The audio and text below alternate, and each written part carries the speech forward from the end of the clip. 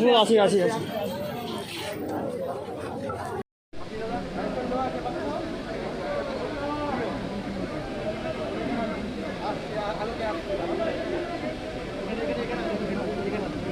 একটু সামনে চলে যাবে,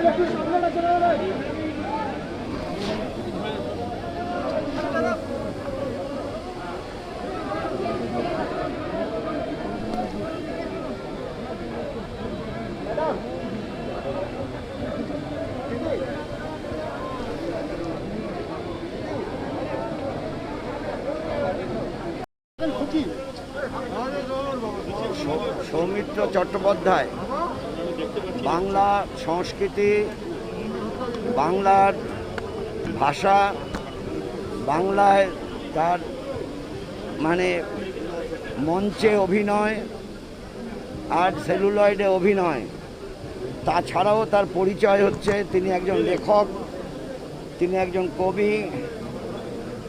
তিনি মাঝে মাঝে তার প্যাশন ছিল চিত্রশিল্পীর মতো কাজ করা। তা ক্যানভাসে এখনও আছে, বাড়িতে নিশ্চয়ই আছে, দু একটা কোনো সময় কাগজে বেরিয়েছে, কিন্তু এখনও তার বাড়িতে অনেক আছে। অর্থাৎ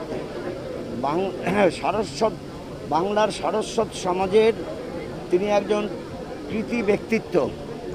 তার সব জায়গাতে সমান গতিবিধি ছিল।